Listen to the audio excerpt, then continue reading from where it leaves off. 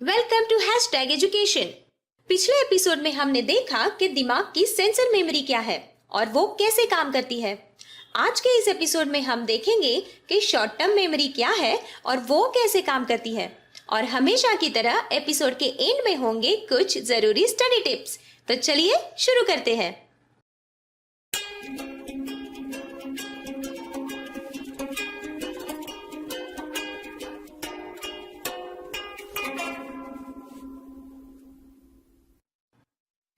तो दोस्तों, पिछली वीडियो में हमने देखा कि सेंसर मेमोरी किस तरह जानकारी की छानबीन करती है और सिर्फ जरूरत पड़ने पर ही उसे आगे भेजती है। आगे मतलब शॉर्ट टर्म मेमोरी या फिर लॉन्ग टर्म मेमोरी में। इसी शॉर्ट टर्म मेमोरी को वर्किंग मेमोरी भी कहा जाता है। इसके बारे में और बात करें तो दोस्तों, शायद आपने ये नाम इससे पहले जरूर सुना होगा। जी हाँ, आमिर खान की गजनी फिल्म में।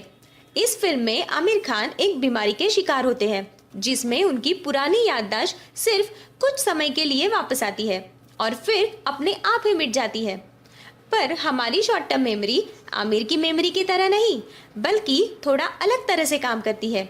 ये वो मेमोरी है जिसमें दिमाग ज्ञान इंद्रियों द्वारा मिली किसी भी जानकारी को सिर्फ 20 से 30 सेकंड तक या फिर जरूरत तक ही याद रखता है। इस प्रकार में दिमाग ज्यादातर जानकारी पर प्रक्रिया करता है और इसीलिए इसे वर्किंग मेमोरी कहा जाता है। इसका पहला उदाहरण दूं तो जब कोई हमें किसी का मोबाइल नंबर डायल करने के लिए कहता है, हम नंबर डायल करते हैं और बस कुछ ही समय में उस नंबर को भूल भी जाते हैं।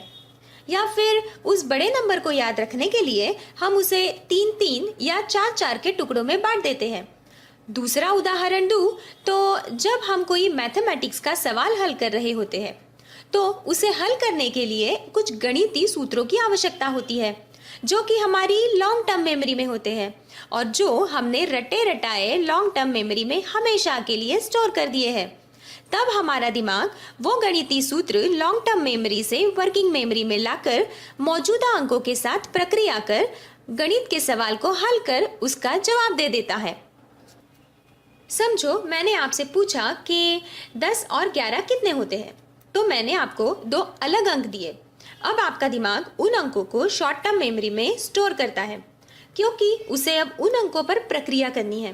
अब 10 में 11 मिलाना मतलब जोड़ना, तो अब आपका दिमाग उससे संबंधित पुरानी जानकारी को रिकॉल करता है जिसमें किसी भी अंकों को कैसे जोड़ा जाता है, उसका सूत्र मतलब प्लस, और उस संबंधी आवश्यक जानकारी इकट्ठा कर उसे शॉर्ट टर्म मेमोरी यानी वर्किंग मेमोरी में लाकर उस सवाल को हल कर देता है।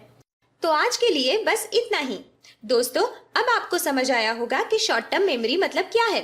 हमारी अगली वीडियो में हम देखेंगे कि लॉन्ग टर्म मेमोरी क्या है और सेंसर मेमोरी और शॉर्ट टर्म मेमोरी से उसका क्या संबंध है।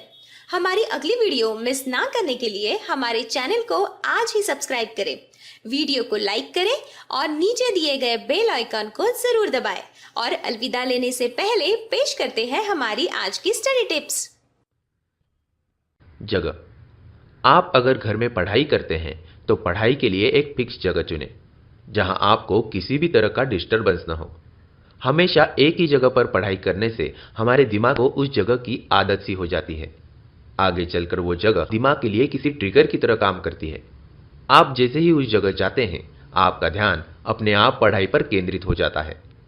नोट्स। पढ़ाई करते समय हमेशा नोट्स निकालने की आदत डालें। नोट्स निकालने से आपको रिवीजन करते वक्त आसानी होती है और इससे आपका टाइम बचता है। और यही स्टडी नोट्स आपको एग्जाम के समय बहुत मददगार साबित होते हैं।